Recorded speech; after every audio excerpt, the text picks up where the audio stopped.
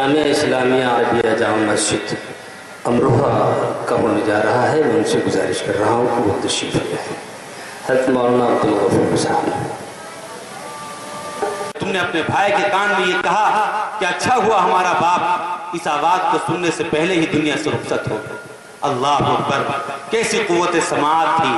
کہاں کعبے کا دروازہ اور کہاں کونے میں بیٹھے ہوئے حرم کے صحن میں یہ دو بھائیوں کی کانا پھوسی، لیکن آپ اس کو دور سے سن لیں. کس کو عطا ہوئے ایسے کان اور ایسی قوت سماعت اور سماعت کا یہ کمال اللہ نے اگر کسی کو عطا فرمایا تھا تو جناب رسول اللہ صلی اللہ علیہ وسلم. یہی حال آپ کے دوسرے اعضائے جسمانی، آپ علیہ السلام کا دہن مبارک، آپ کے دندان مبارک، آپ کے دانت. ہمیں اور آپ کو بھی اللہ نے دانت دی، سارے انسانوں کو اللہ نے 32 دانت دیے، لیکن نبی کریم علیہ السلام کے دانتوں میں اللہ نے جو خوبی رکھی تھی وہ دنیا کے کسی انسان کے دانتوں میں نہیں پائی. ہم اگر چند دن ان دانتوں کی صفائی کا اہتمام نہ کریں، دانت پیلے پڑ جاتے، ان میں کیڑ جم جاتے، بدبو پھوٹنے لگتی ہے. لیکن نبی کریم صلی اللہ علیہ وسلم کے دندان مبارک، اللہ اکبر،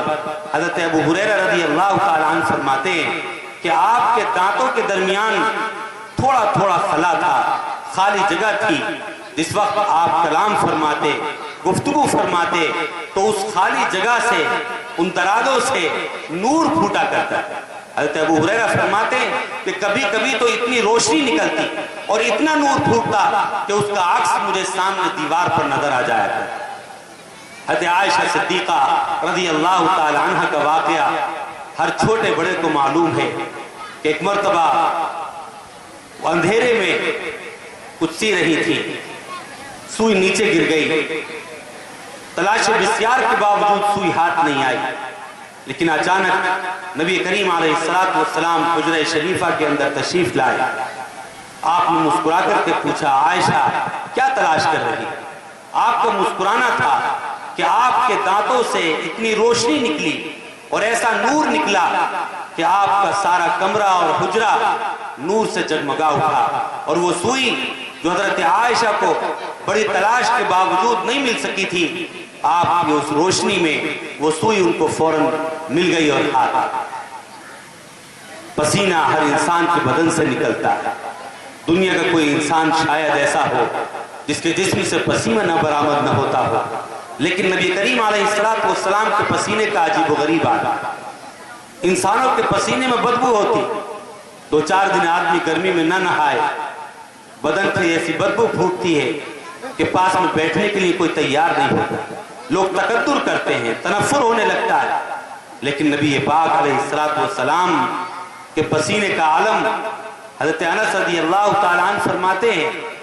کہ ایک مرتبہ آپ ہمارے گھر تشریف لائے. گرمی کا زمانہ ہے، چارپائی پر لیٹے ہوئے ہیں، آپ کے پیٹھ کے اوپر کوئی کپڑا نہیں ہے جس سے چارپائی کے باندوں کے نشان بھی پڑ گئے ہیں، اور گرمی کی وجہ سے پسینہ آپ کی پشت مبارک سے آبدار موتیوں کی طرح ٹپک رہا ہے. کہتے میری والدہ فوراً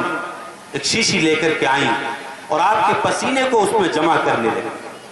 اتنے میں آپ کی اچانک آنکھ کھل گئی. آپ نے پوچھا، ام سلیم کیا کر رہی ہو؟ حضرت ام سلیم نے فرمایا، یا رسول اللہ، ہم اپنے استعمال کے لیے عطر تیار کرتے ہیں، لیکن ہمارے عطر کے اندر خوشبو نہیں پیدا ہوا، لیکن جب ہم اس عطر کے اندر آپ کے پسینے کو شامل کر لیتے ہیں تو وہ مشک و عنبر سے بھی زیادہ پھوٹنے لگتا ہے، خوشبو دینے لگتا ہے. یہ پسینہ ہے جناب محمد الرسول اللہ صلی اللہ تعالی علیہ وسلم. میرا عزیز دوست اور بزرگوں، آپ کے جسم کے ایک حصے کو دیکھتے جائیں، آپ کو ایسے ہی کمالات نظر آئیں، عجیب و غریب خوبیاں نظر آئیں گی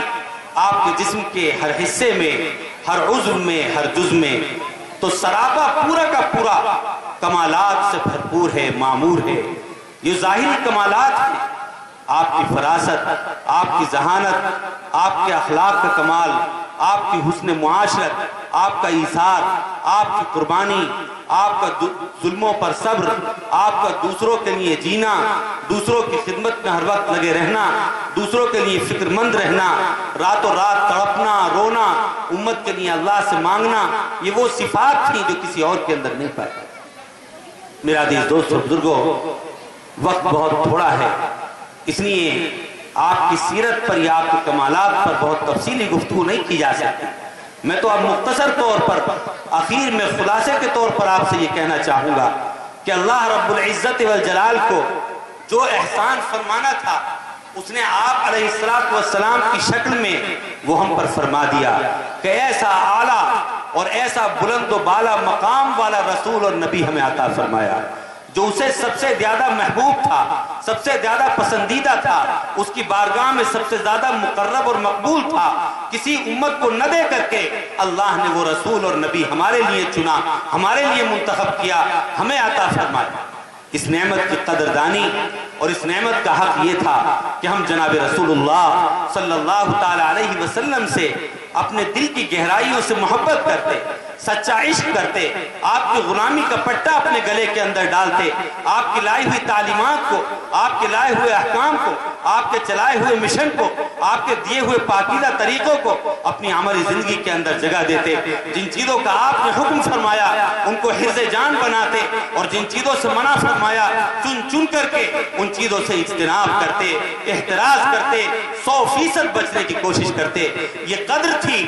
اللہ کی اس نعمت کی، یہ حق تھا اللہ کی اس نعمت کا، یہ حق تھا جناب رسول اللہ صلی اللہ علیہ وسلم کی ذات گرامی کا۔ لیکن افسوس صد افسوس، جب ہم اپنے گریبان کے اندر جھانک کر کے دیکھتے ہیں، اپنی عملی زندگی پر ایک اچٹتی ہوئی نگاہ ڈالتے ہیں تو ہمیں یہ محسوس ہوتا ہے کہ ہم نے اللہ کی اس نعمت کی جیسی قدر کرنی چاہیے تھی وہ قدر نہیں کی، ہم نے اللہ کی اس نعمت کا جو حق ادا کرنا چاہیے تھا وہ حق ادا نہیں کیا، جس طرح تقاضوں کو پورا کرنا چاہیے تھا وہ پورا نہیں کیا۔ نہ نبی کریم علیہ السلام کی ذات اقوال صفات سے، آپ کی تعلیمات سے خود ہم نے استفادہ کیا، نہ خود فائدہ اٹھایا اور نہ دنیائے انسانیت کے سامنے آپ کا وہ تعارف کرایا جو کرانا چاہیے تھا، تاکہ دنیا آپ کو پہچانتی، آپ کی شخصیت اور ذات کو سمجھتی اور آپ علیہ السلام کی ہدایت سے مستنیر ہوتی، مستفید ہوتی۔ میرا عزیز دوستو بزرگوں، نہ ہم نے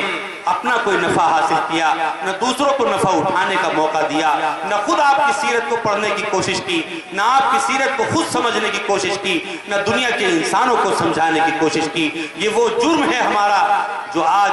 ہمارے لیے وبال جان بنا ہوا ہے۔ آج دنیا نبی کریم علیہ السلام پر اگر انگلی اٹھا رہی ہے، آپ کی سیرت پر انگلی اٹھا رہی ہے، آپ کی زندگی کے اوپر اگر کوئی حرف آ رہا ہے تو میرے بھائی اور دوستو، اس میں قصور جہاں دوسروں کا ہے وہاں ہمارا بھی ہے کہ ہم نے آپ علیہ السلام کی شخصیت کا کما حقہ وہ تعارف نہیں کرایا دنیا کو جو کرانا ہمارے لیے فرض تھا، جو ہمیں کرانا چاہیے تھا، جس کا نتیجہ یہ ہوا کہ بدماشوں، بدقماشوں اور ظالم مورخوں نے آپ علیہ السلام کی سیرت کو جس طرح بگاڑ کر کے پیش کیا وہ لوگوں کے سامنے گئی اور ایک طرف سے پڑھ کر کے لوگوں نے اسی پر یقین کر لیا کہ آپ ظالم ہوں گے، آپ تلوار سے دین کو پھیلاتے ہوں گے، آپ لوگوں پر نعوذ باللہ دباؤ ڈال کر کے اسلام قبول کرواتے ہوں گے، نہ جانے کیا کیا آپ پر الزام لگائے گئے۔ اس میں جہاں قصور غیروں کا ہے میرے بھائی اور دوستو، ہمارا بھی پورا قصور ہے، ہماری بھی کوتاہی ہے۔ اگر ہم آپ علیہ السلام کی سیرت لوگوں کو پڑھواتے، اس کا تعارف کراتے، آپ کی شخصیت کا تعارف کراتے تو آج ہمیں یہ دن نہ دیکھنا پڑتا، نہ آپ کی سیرت پر کسی کو انگلی اٹھانے کی ہمت ہوتی، نہ آپ کی زندگی پر کوئی حرف آتا۔ اگر آج کچھ ہو رہا ہے آپ کے حوالے سے تو اس میں ہم قصوروار۔ اور اتنا ہی نہیں بلکہ افسوس تو اس بات پر ہوتا ہے کہ آپ علیہ السلام سے نہ صرف یہ کہ ہمیں کامل محبت نہ ہو سکی، آپ کا سچا عشق ہمارے دل میں پیدا نہیں ہوا، آپ کے لائے ہوئے مشن کو ہم نے بڑھانے کی کوشش نہیں کی، بلکہ مزید یہ ہوا کہ ہم نے اس کو اور نقصان پہنچایا۔ آپ کے مشن کو ہم نے نقصان پہنچانے کی کوشش کی، آپ کے لائے ہوئے دین کا جنازہ نکالنے کی کوشش کی، اور چن چن کر کے وہ تمام نجاستیں، وہ تمام گندگیاں، وہ تمام غلاظتیں جن سے نبی پاک علیہ السلام نے اس امت کو، ہم کو اور آپ کو منع کیا تھا، روکا تھا، ہم نے انہیں چن چن کر کے اپنی زندگیوں کے اندر دوبارہ داخل کیا۔ آپ علیہ السلام نے اس امت کو پاک کیا تھا، روکا تھا، منع فرمایا تھا جھوٹ سے، غیبت سے، چغل خوری سے، کم ناپنے اور تولنے سے، مال کے اندر ملاوٹ کرنے سے، دھوکہ دھڑی اور فریب سے۔ آپ نے منع فرمایا تھا اس امت کو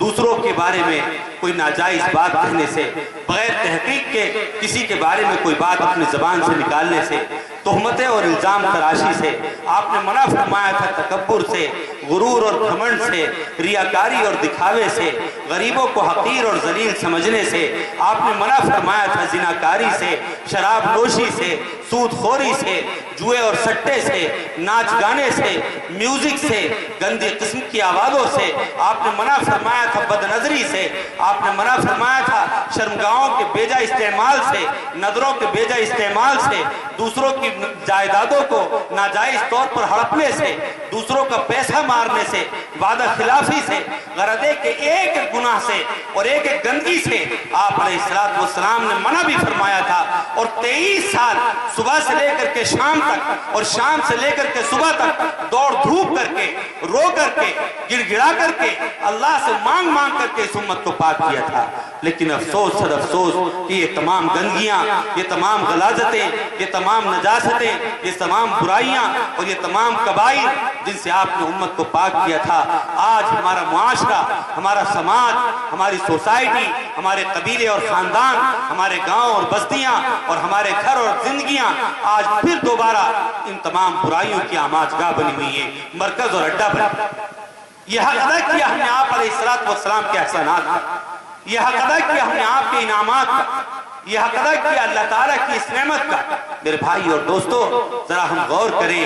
کیا جواب دیں گے اور کیا منہ دکھائیں گے قیامت کے دن جب نبی کریم علیہ السلام سے سامنا ہوگا، ملاقات ہوگی حوض کوثر پر، میدان محشر میں، کبھی پل صراط پر، کبھی میزان پر۔ کس طرح ہم منہ دکھائیں گے اگر آپ نے ایک مرتبہ بھی پوچھ لیا کہ میری سنتوں کا تم نے کیا حال کیا تھا، میرے دین کو کس طرح برباد کیا تھا، کس نے حق دیا تھا تمہیں میرے دین کے اندر بدعات کو داخل کرنے کا، خرافات کو جگہ دینے کا، میری سنتوں کو مٹانے کا، میرے دین کی صورت کو بدلنے کا، میرے دین کو مس کرنے کا۔ اگر جناب نبی پاک صلی اللہ تعالی علیہ وسلم نے وہاں دھتکار دیا، وہاں بھگا دیا، وہاں پہچاننے سے منع فرما دیا، میرے بھائی اور دوستو، ہم ایک لمحے کے لیے خلوت میں بیٹھ کر کے، تنہائی میں بیٹھ کر کے جواب سوچیں کہ ہمارا اللہ کے رسول کو کیا جواب ہے۔